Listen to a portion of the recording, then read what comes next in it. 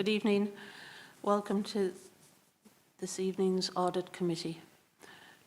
Can I ask if there are any apologies for absence, please? Councillor Hapwell. Thank you, Councillor Chijan. Councillor MacDonald. Yeah, I'm covering, substituting for Councillor Nestroff. Thank you, Councillor MacDonald.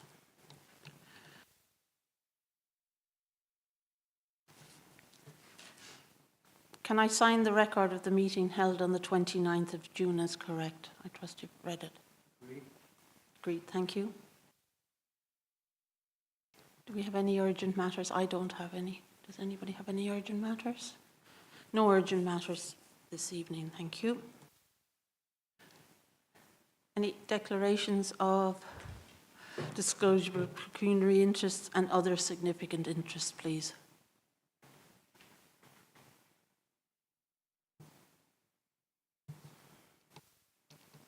I take it that we haven't got any.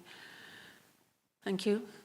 Moving on to item 5, the Treasury Management Outturn Annual Report. I'd like to ask Jonathan Lloyd to introduce this report for us, please. Thank you, Jonathan. Thank you, Chair. For those of you who are new to this committee, I'd just like to outline that the purpose of Treasury Management excuse me, is to manage the authority's cash flow and to make sure that we have cash available when it's needed. Secondly, to ensure that we've got funding for the capital programme. CIPFA defined Treasury Management as the management of the local authority's investments and cash flows, its banking, money market and capital market transactions, the effective control of risks associated with those activities, and the pursuit of optimum performance consistent with those risks. This report summarises the Treasury Management activities for the year 2022-23 and our compliance with indicators and limits set. The first thing I want to point out is that our borrowing did not exceed our capital financing requirement, the CFR. And you can see this from paragraph 5.8. The CFR is the value of our long-term assets that have not been funded from grants, contributions, revenue funding or capital receipts.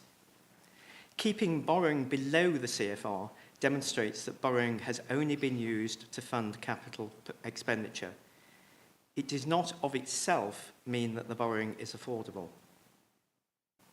The Treasury strategy approved by Council before the start of the year also sets out overall limits for the amount of borrowing. The operational boundary is the maximum amount of borrowing the Council expects may be needed at any one time. This was set at 627.8 million, and paragraph 5.11 reports that our maximum outstanding balance was 430.7 million.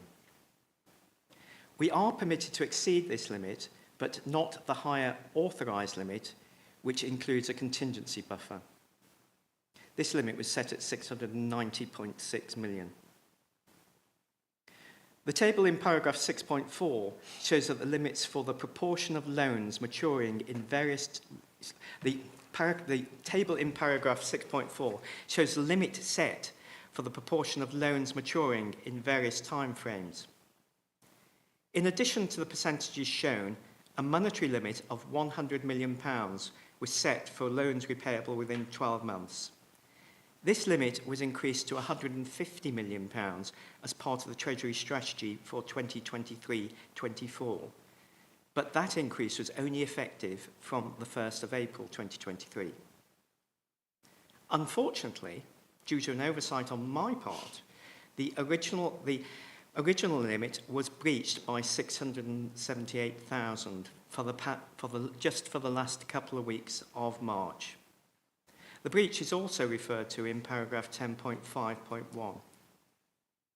Unfortunately, that later paragraph also makes reference to paragraph 5.4, but the reference should actually read 6.4. Still on the subject of debt maturity, the graph at 6.1 shows the repayments due in each year. In an ideal world, maturities would be spread evenly over the years. In recent years, the advice from our Treasury management advisors has been to favour short-term borrowing. This is because short-term interest rates are usually lower than those applicable on longer-term loans. Borrowing short-term has benefited the authority's revenue budget. It was known that this strategy carried considerable interest rate risk, i.e. that as debts matured, they may need to be refinanced by more expensive borrowing. Expectation based on advice received from the Bank of England guidance suggested that rates would rise gradually, but this has not been the case. Current expectations are that rates are near their peak. So short-term borrowing is still favoured in the hope that as loans mature in future, they can be replaced at lower rates than currently available. My aim is to keep borrowing to a minimum, which is why we have relatively little available for Treasury investments. With the exception of our investment in property funds, which I'll come to in a minute, the loans to our subsidiary companies, we have no long-term Treasury investments. The graph at paragraph 10.4 shows our benchmarked investment performance as being in line with expectations. Our property fund investments cost just under £23 million several years ago. As at the 31st of March 2022, the value had risen to £25 million, but with falling commercial property values, that had fallen to £21 million by 31st of March 2023. See paragraph 6.5. However, while capital values have fallen, the funds continue to generate income of around £800,000 a year. Under current accounting rules, this income is credited to the council's revenue account, but the changes in capital value are accounted for through reserve movements on the balance sheet, unless the investments are sold. Just a couple of other points. There is an error on page 17. The foot of the table on page 17 makes reference to paragraph 11.3. Should actually be 12.3. And incidentally, I'd just like to clarify that in paragraph 5.1, those figures for the capital finance requirement, if you look at each year, those are cumulative figures. There's no need to add both years together to come up with a horrendous figure. I think that's all I've got to say at the moment. I'm happy to take any questions. Thank you for the report, Jonathan. I open it to questions, please. Councillor Galvin, thank you. Thank you, Madam Chair. Thank you for, as usual, Jonathan, a very good and comprehensive report. And I think we'll forgive you the occasional typo with the rest of the job is outstanding. Just a couple of little queries. On page 17, the table on paragraph 5.11, when we talk about financing costs as a proportion of net revenue stream for the general fund and the HRA, I'm a little bit lost of what that is actually telling me, because above it says this indicator identifies the trend in the cost of capital. Well, as a sort of boring old engineer, when I sort of wanted to monitor a trend, you'd want a stream of data going over a period of time, whether it be measurements, temperatures, or in engineering or whatever. Here we've just got two figures for one financial year, 22-23. I mean, if we're going to have a trend, could we have it the figures over 5 years. So perhaps just an explanation of what we're actually trying to show by those two percentages, and the suggestion that we also go for a trend. I notice also in the table below borrowing investment levels, we talk about the loan to Kindy and the loan to MDC. Later on, as you already said in your introduction, you give us the income from the property fund investments, which 850,000. But we don't actually, besides having those rates, we don't actually have any indication of what the council is making on the loan to Kindy and the loan to MDC. Could we have that information, please? As I say, that's given on 6.5 as far as the property investments are concerned, and those, just a comment on that, they were always considered to be long-term investments, and like any other investment, they're marked to market, and markets go up and down. But you know, as a rough back of the envelope calculation, the income of the 850,000 doesn't seem too bad for the amount that's invested. So that's still pretty good. In paragraph 7.32, you mention about the cost of carrying loans, as obviously because if you're borrowing and then holding on to that, the subsequent reinvestment of that, while that borrowing has not actually been put to the use, it was going to determine there's going to be a difference in between what you're actually paying for that money and what you could get having it stuck in the bank at 0.00% or whatever it is we get. So could we have an indication of, is that a significant figure or not? I should imagine it isn't, but it'd be nice just to have that figure for the sake of interest. No pun intended, sorry. And yes, just finally, I noticed that the financial implication, paragraph 12, we talk about making a surplus of just under 6 million, was against the targeted budget of over 12 million. But most of that was due to the change in the MRP level, which it seems to be a one-off. So what is the effect going to be on future budgets now of going back to a normal MRP? And I think that's it, Jonathan. Thank you very much. So, sorry to give you a pile there, but...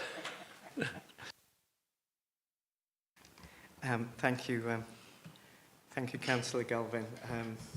Yes, if I've got your points down correctly, and do correct me as I go along. In terms of those ratios of net revenue stream, I think you could probably say that perhaps I'm being a little loose with the language in how I've expressed this. This is an affordability ratio, and all that's trying to show is effectively what your interest costs are, well, broadly interest costs of your borrowing, compared to the total amount of income that the council has each year. Sorry, I've lost the figure in front of me now, but I think it comes out as a relatively low percentage. However, I'm going to go back to my old Dickens joke now about Mr. Micawber and annual income and what have you. I mean, just because it's a low percentage, I mean, I could say that, a slap at meal is a low percentage of my salary, but if I've already spent it all, I'm a bit stuck, aren't I? Yep. So, in that respect, it's perhaps not the most useful of things. Take your point about the loans to Kindy and MDC. broadly speaking, from memory, the loan to MDC, well, we have to charge a premium over what our estimated borrowing costs are, because, and in fact, the rate at the moment is 8%. Now, at the moment, rates are starting to get at around about the 5% mark. So we have got a margin there. We have to have that margin to show that we're not subsidising them. We're not unfairly advantaging one of our companies as opposed to what somebody from outside would have to do to finance a similar project. You mentioned the cost of carry. I find it very difficult to put a figure on that because, as I say, my aim is always to keep our cash balances to a minimum. Basically, we only have day-to-day cash. And it is making the point that were we to actually go out and borrow a big lump sum, you know, say I went and borrowed £50 million on the basis, well, that'll keep us going for a couple of years. Until we've actually sort of done the projects that was going to finance, we'd have to sort of put that out on relatively short-term investments. And there'd always be a margin, and that is the cost of carry, the margin, the difference between what we're having to pay out in borrowing costs and what we could possibly get in income from putting on deposit or money market funds or wherever it was that we'd put things. In terms of MRP, yes, we have benefited from this £18 million that Link identified from past calculations. That has now run its course, and so we'll be back down to a normalish level of MRP going forward, and that's round about the sort of £5-6 million mark a year. So that's what we'll be doing in future. Thanks, Robin. For the actual income levels from Kindy, could we perhaps... Oh, sorry. For the actual income levels from Kindy and MDC, could we perhaps, I don't expect to have it off the top of your head, could we just have that as perhaps as a briefing note to all members? Thank you very much. Any other questions? Councillor Tijan, thank you. Thank you, Chair, and thank you for your report, John. I note on page 17 the gross borrowing position of 430 million against a limit of 690. In your opinion, do you think we're too high, we're borrowing too much, or do you think that's quite stable? I just want to understand, how do you think, in your opinion again, do you think we're meeting our legislative and regulatory requirement in terms of the treasury management? And a last one for you would be, how could we address any funding requirement in the future, considering the current climate? In terms of whether we meet the regulatory requirements, yes, we do. Our external borrowing is below our CFR, which proves that, as I say, we are only borrowing for capital purposes. In terms of whether that's affordable, that's really a question when you're setting the overall budget. The CFR does not mean that anything's affordable. If you decide to go and spend, £200 million in next year's capital programme, the CFR will automatically increase by at least £200 million. So it's only is effective in checking that you are actually only borrowing for capital purposes. You're not borrowing to prop up the revenue account. In terms of future funding, well, obviously the current interest rate climate is not favourable to us, and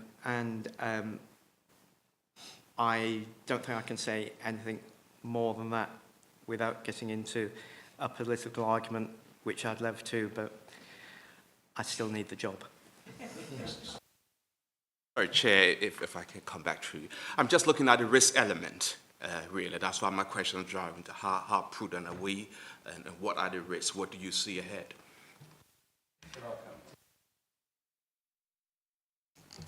So when we make a decision, so what Jonathan's talking about, the majority of our borrowing and what we can demonstrate is the amount of borrowing that we've got is consistent with the amount that we've borrowed for capital investment.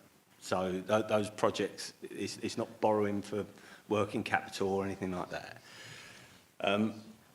The decisions that we've made as an authority to invest are decisions that the council, the cabinet and the council have made based on business cases in most cases. So there are some projects where there's a business case that says we'll borrow to invest in an asset. That asset will generate revenues. It's based on a set of assumptions. Now, global kind of economic events have meant that some of those assumptions have moved, and it's incumbent upon us to review some of the business cases, and that's what we're seeking to do with the administration at the moment. But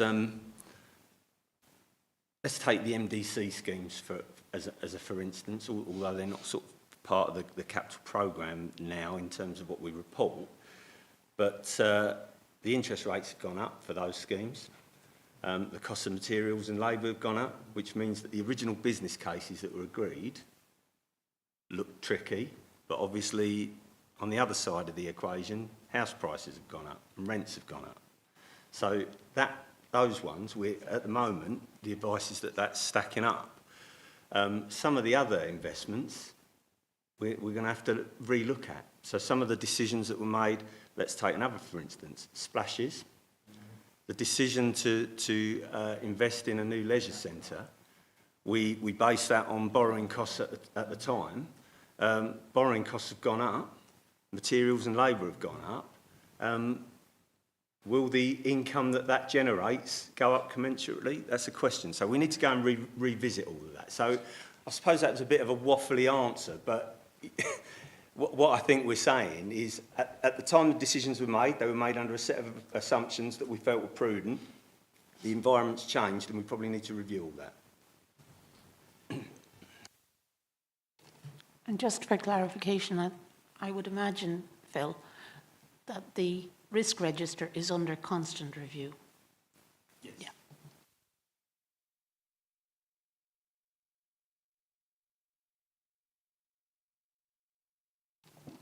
Do we have any supplementary questions? Any additional questions?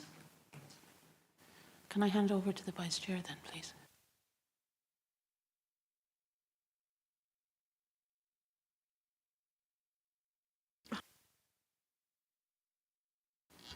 Yeah, can that be noted, please?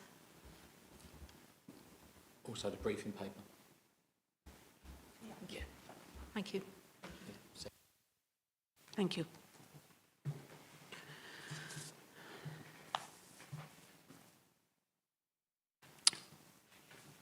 I'd like to welcome Darren Wells, excuse me, to the committee.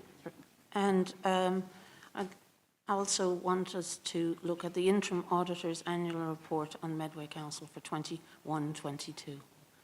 Phil, are you going to introduce it, or is Darren? Thank you, Chair. I will say a few words by way of introduction before handing to Darren. So, for reasons that we've discussed at this committee previously, the external audit of the 21-22 financial statements hasn't yet been undertaken. But what I will say is that Medway Council isn't an outlier in this. I think the issues with the local authority audits nationally have been widely publicised, and I won't go into a huge amount of detail about that now. However, it is a requirement of our auditor that they update the Audit Committee and provide an interim report. And as part of that, and in the case of this report here, they're looking at whether the authority is demonstrating economy efficiency and value for money, basically. So that's the bit of context. We are behind, but so are most other local authorities. And I think with that, I will hand over to Darren to present his report. Thank you, Darren. Thank you, Chair. Thank you, Phil. So we have two responsibilities as external audit. We have to give a an opinion on your financial statements, and we're just wrapping up that for 2021. The second responsibility, as Phil mentioned, is to give a view around value for money. Value for money can mean different things for different people. So the National Audit Office sets out what it determines auditors should consider for value for money. And it asks auditors to consider the arrangements that the council has in place to ensure that you're financially sustainable, not just within the year, but also over the medium term. It asks us to look at your arrangements to ensure that you have good governance, so that decision-making is clear, transparent, appropriate, within the bounds of the legal powers at your disposal, and that you deliver value for money. So are you using the money, the public money that's available to you in the most efficient, effective way possible that you can? This is the second year of reporting under this arrangement. Last year we highlighted a weakness. So if we think that your arrangements aren't appropriate, we have three key routes really. One is to issue a statutory recommendation, which requires full council to consider the recommendation and respond. We can also highlight what we call a significant or a key recommendation. A key recommendation would address a significant weakness or significant deficiency in your arrangements. And our third route is that we can also identify improvement recommendations. Improvement recommendations can either be where we think your own processes, what you said you were going to do, are deficient for some way. So we just say, you need to address this. Or an improvement recommendation can pick up good practice that we see elsewhere across the country and bring it to your attention, comparing and contrasting your arrangements to what we see are more effective elsewhere. Last year when we reported to you, we highlighted a significant weakness in economy, efficiency and effectiveness arrangements, and that was drawing very much on the children's services and the inspection results from the regulator. We've assessed again this year the progress that the authorities made against those recommendations, and we set that out in this report. And whilst we can see a clear improvement journey, at the moment all of those weaknesses and issues that were raised haven't been addressed. So we continue to maintain the significant weakness in your arrangements that we first reported to you in 1920. The other area that we've highlighted as a significant weakness is around governance, and that partly touches on the point that Phil made, in that the production and the auditing of annual accounts is behind. There's no doubt about it. The sector, as a local government sector, it's significantly behind. And that's very much true for the auditing of those financial statements. But even though there's a backlog, what it shouldn't mean is that the actual production by the authority of the annual statements shouldn't happen in accordance with the timeline that's been set out. So even though we're still auditing 2021, there is an expectation that you and every other council would continue to produce 21, 22, 22, 23 statement of accounts in accordance with the timetable. You haven't for various reasons, so we highlight that as a significant weakness.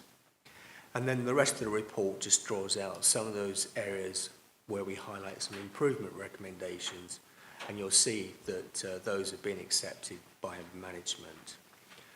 And then just finally, just to say, what we should be seeking to do is offer a balanced commentary, so highlighting where your arrangements are good and appropriate, alongside where we think there are those improvement opportunities. And I hope you think that the report before you achieves that. Happy to pick up any questions that you may have.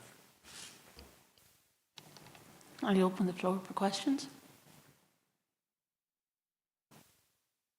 Councillor Tijan. Thank you, Chair. Just a couple from me, from Phil's opening point.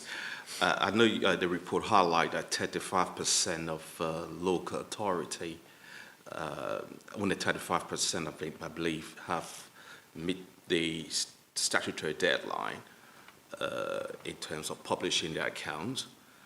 I mean, it would be interesting to know why are we not part of that 35% that have met the deadline, and you know, why have we failed to publish a statement since 2021? So that's yeah. I'll leave that for Phil, and I'll come back later if that's okay, Chair. Thank you, Councillor Tijan.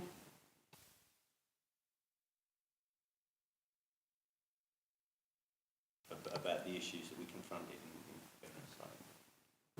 So you want to come in now, Andy? Thank you, Chair. Councillor Tijan.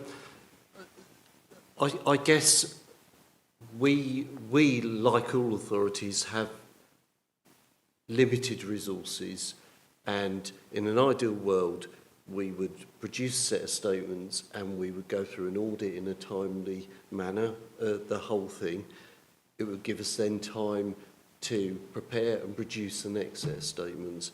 What has happened is the limited resources we've had have had to be part of an ongoing audit that's taken quite a long time. And because of that, we are behind in producing the next set of statements. So a lot of the work for 21-2 is already being done, an awful lot of it, and we are in the final stages of producing that. But there is no doubt we're not where we want to be. And consequently, because we are behind with 21-2, 22-3 is in the same position. We are much further behind than we'd like to be. However, we do have a plan, and we have been working with Grant Thornton and Phil. We have a plan to make sure that we catch up with things, because that is not the way that helps anybody to be behind. But I'm afraid it is just a resourcing issue, along with having to deal with the previous audits, which have been quite in-depth. And I would say probably one last thing is we've also had to undertake some things that we haven't had to do as a team before, like production of group accounts, and that has taken longer than we would have anticipated due to lack of experience within the team and knowledge, which we've obviously gained. So that will help us going forward. I don't know if that helps. Thank you, Andy. I'd like to bring Phil in just for some further clarification. Thank you, Chair. I just wanted to add to that. So what Andy hasn't mentioned is that we've had issues in the team as well, and I don't want this to be a list of excuses, but we've had sickness, we've had some staff turnover at really unfortunate times of the year as well, which has impacted. The other thing I wanted to say is that, you know, a statement of accounts isn't a standalone document. It follows on from the previous year. The balances from one year bring forward, which is why it's not something that you can kind of say, well, we're behind with that year, but let's crack on with the next.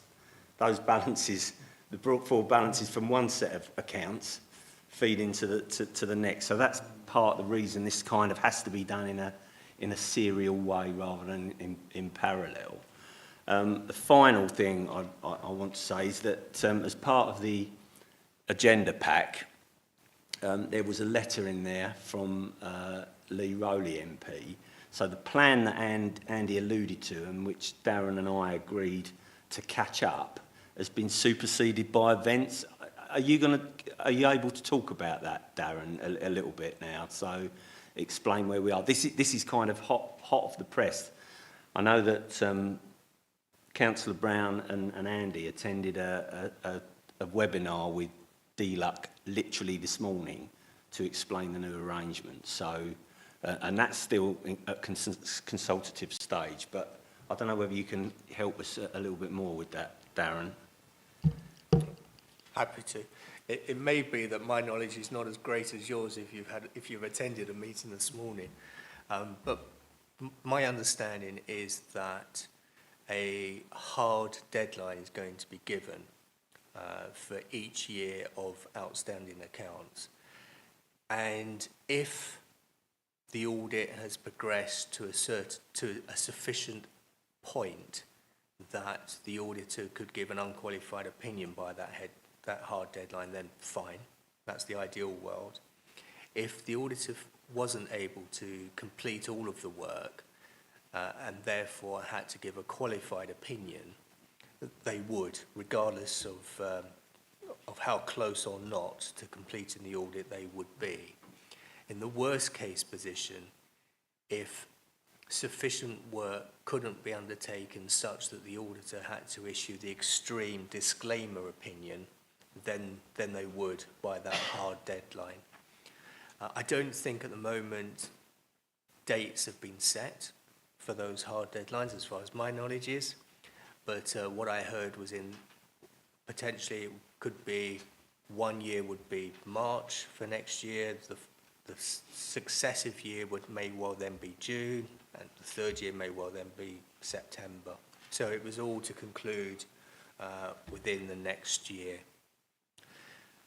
That certainly seems like a way forward to try and catch up, but I don't think any authority ideally would want to be in a position where an auditor had to give a qualified opinion or had to give a disclaimer and say they were unable to give an opinion, because it does mean that when you start the current year of audit, you've got the issue of you don't have that base on which to build upon, so you still have the problem of auditing the open imbalances that Phil mentioned. That's that succession.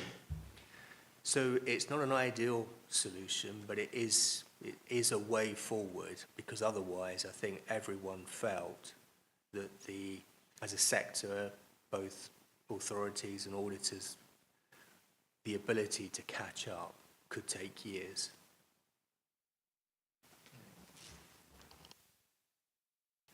Thank you, Darren. I think we'll fill in a few gaps in your knowledge in a little while.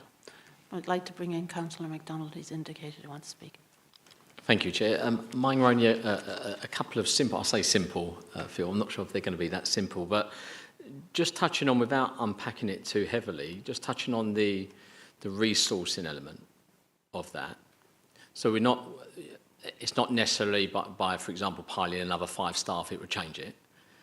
I think that's what you're saying, because otherwise, if this is a continuous thing, this delay, I know it's happening everywhere else, but there's no magic wand that if last year you would have asked for it, there would have been a bit more in the budget, or the year before, would that have changed? Or is that something you would ask for?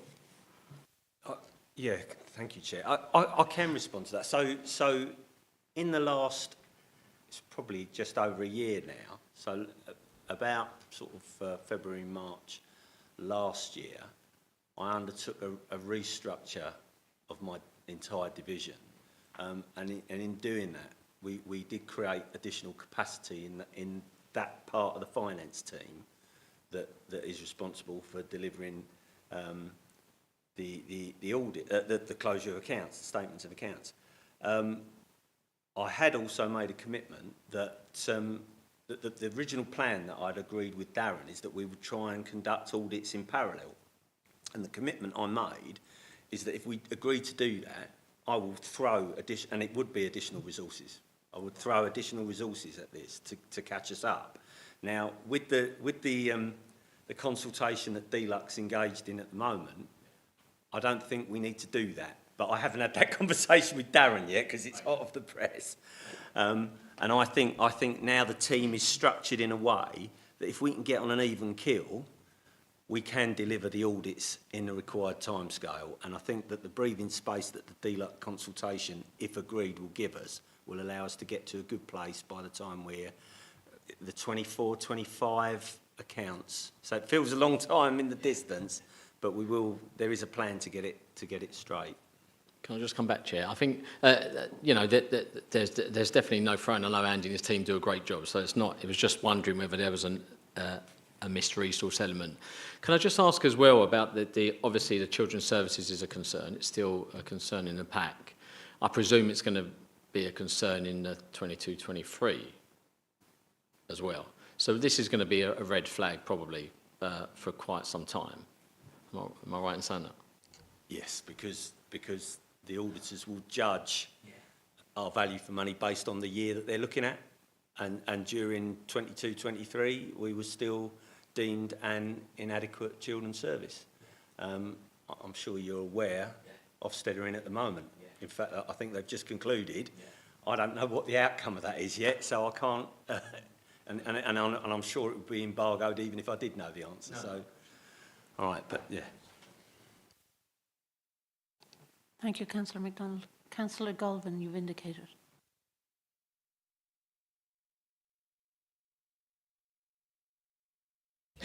My apologies.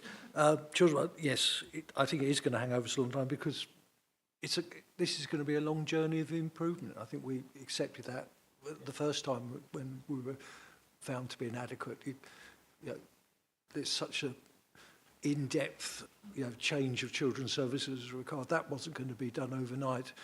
Somebody told me, in fact, that Kent County Council took some 10 years to make that journey. I hope we're not going to take as long.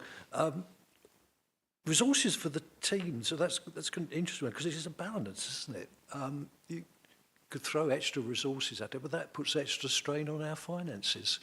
So defeating this almost becomes self-defeating. It's a very fine balance to get it right, and I'm sure we'll get there. And that applies just as much to the auditors as well, because there is a comment there in paragraph 3.2 that stuck out at me.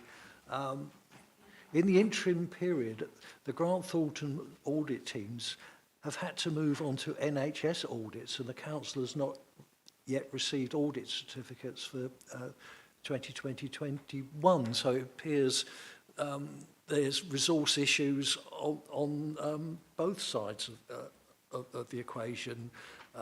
So that needs to be addressed. And talking of resources, I'd like some assurance, please, that the scale audit fee won't see the huge, great additional extra sums that had to be added on that we saw last year. That resulted in nearly a doubling of the fees that the council had to pay. And just finally, if I may, Chair, this might sound just like a minor niggle. It is a minor niggle in the greater scheme of things, but it has got under my skin, not just with this report, but other reports that have come from the auditors to this committee. The pictures are, in this case, all generic except one. And the one that is of Medway could possibly be the most boring picture one could ever find of Medway. The tunnel. Medway is full of the most wonderful historic buildings. In fact, I believe that we have more ancient monuments contained in Medway than any other borough in the whole country. Most of them just a few yards from us next door. We have, so I know that's just a minor thing, but this is a document that's going in the public domain. It's going to be widely circulated, and I'd like to think we're creating a good image possible of Medway. Thank you, Madam Chair. Thank you, Councillor Galvin. Councillor MacDonald, I've indicated again. I thank Councillor Galvin for reminding me, because I was going to bring up the point in 3.2 about the and it isn't having a go necessarily the auditor, but I mean you'd expect us to have a little go. However, I do it does get me a little bit when that happens, because obviously was that our fault with a delayed timeline on our side? That all of a sudden the auditors went off and done the NHS audit, or was that part of the agreement at the beginning? Because obviously when you pay an auditor to do the work, you want the work done. You don't want to be, if Councillor Garvin's right about the delay on both sides, I mean our delay's a lot bigger. I know that, so don't worry, Dan. But, could you just explain that just as a point of correction now, because obviously Councillor Garvin's brought it up. Thank you, through you, Chair. So we have been in ongoing conversations with the finance team. It's very much a shared objective to get the audit completed. I think there have been some delays on the authorities' side. We were trying to complete the 2021 audit but before the end of April, because we have a hard point when we've got to just stop any outstanding work and move on to NHS, because we have to get all of the NHS audits completed by the end of June. So we made that quite clear. I can't recall the reasons why, but we didn't get to a point where we were able to conclude the audit for 2021 by that point. So as the report says, we just had to pause and then concentrate at 100% on the NHS. Having completed the NHS, we've now turned back to 2021.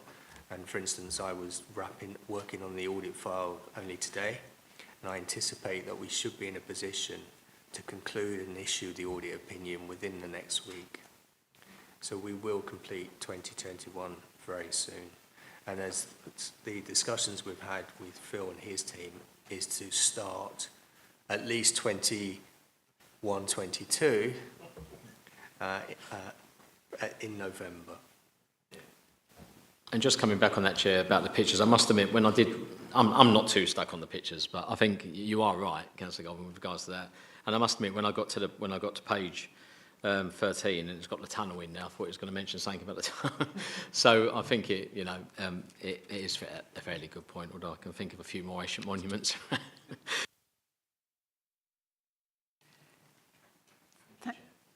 Thank you, Councillor MacDonald. Well, I think that discussion was really good. And sorry, I missed you out there, Councillor Tijan. You've indicated, so please. Thank you, Chair. I just want to come down to a question on financial sustainability.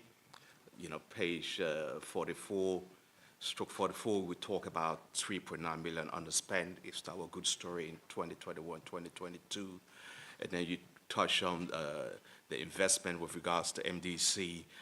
And then, in your report, you highlighted the 170 million HIF funding, which has been withdrawn, but obviously it wasn't probably at the time you wrote this report in June.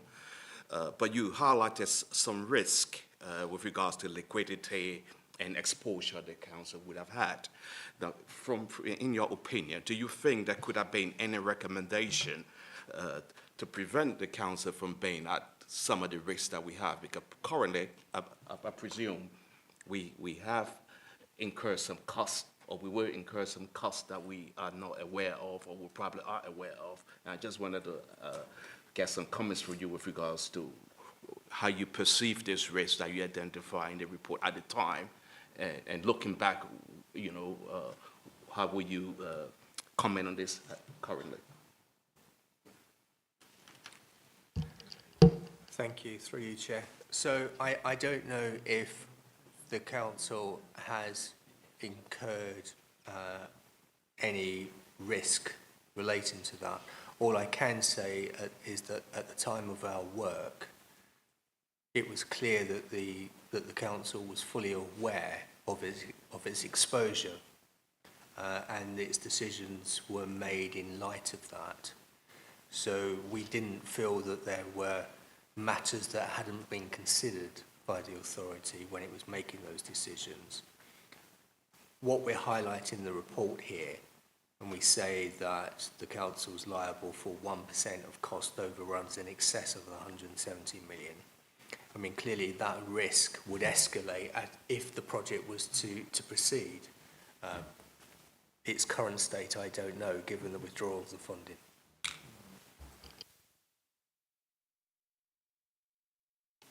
Phil, would you like to add to that, please? Yeah, thank you. So the latest position is that the HIF scheme has been ceased.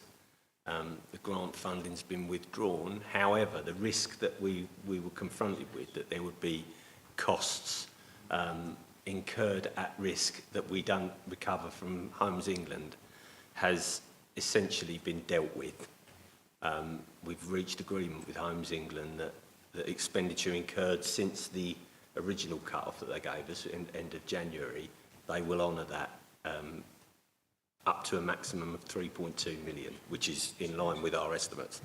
So I think that risk has essentially been mitigated. Thank you for that clarification, Phil.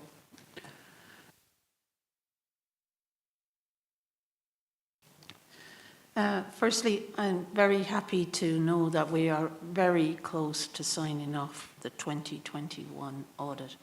Is there any chance, Darren, I know you gave us a sort of indication of a date, any chance that you'd give me within 2 weeks or within 3 weeks, just so that I can make sure that these guys plan on the other side and we get going on the next one? It'd be really nice to have some definite stuff. I believe there's only one outstanding minor issue, and it's with your quality control people. Maybe it's back with you, hopefully, by now.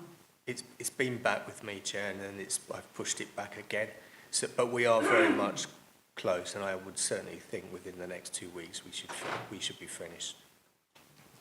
That's really good news. Can I take you back to providing a little bit of information regarding the DLUG stuff this morning? Now, Andy, if I get any of this wrong, would you please correct me? But they did set some provisional dates. I mean, I think that these will actually be the dates that are set in stone. Thank you, Councillor. I think this is what will be set in stone, but they are still consulting on them. But for 2021 and 21-22, which is the next ones that we're looking at, hopefully closure on the first one, and to get really cracking with the second one, is the 31st of the 3rd, 2024. And I think you might have heard that date bandied around. If that ends up being the date, and I'm hoping it will, would you be comfortable to meet that date, given where we are now, that we're so far on with 2021?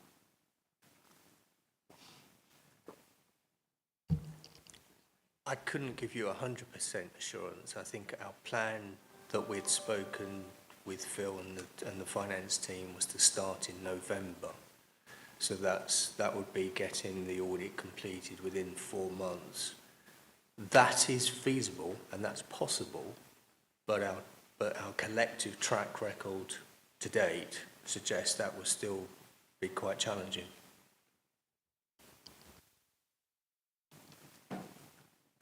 Okay, so you're kind of with it a bit, but given that the date would be the date, I mean, how would you suggest that we reach it?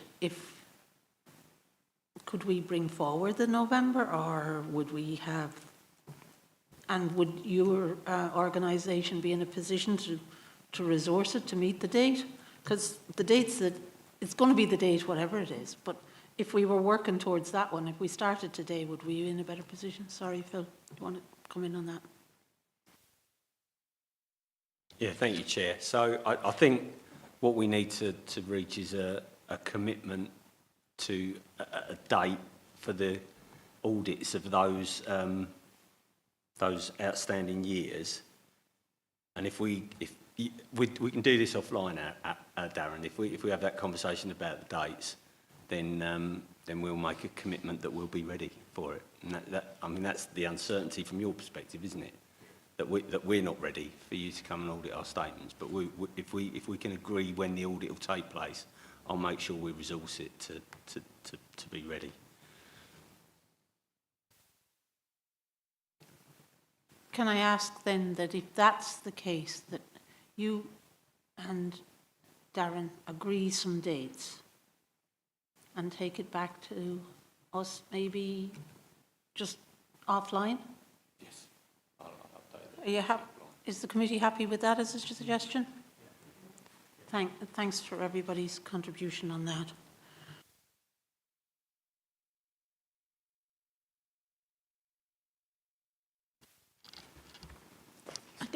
The report's noted With with the dates agreement that we'll get back with some dates.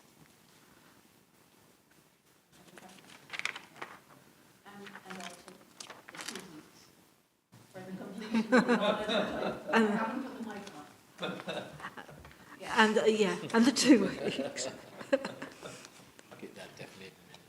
Yeah, we definitely want that in the minutes. Sorry, Darren. Thank you. I'm only subbing now. Well, you'll all be very happy to know now that the meeting is now closed, and I thank everybody for their attendance and their attention. Thank you.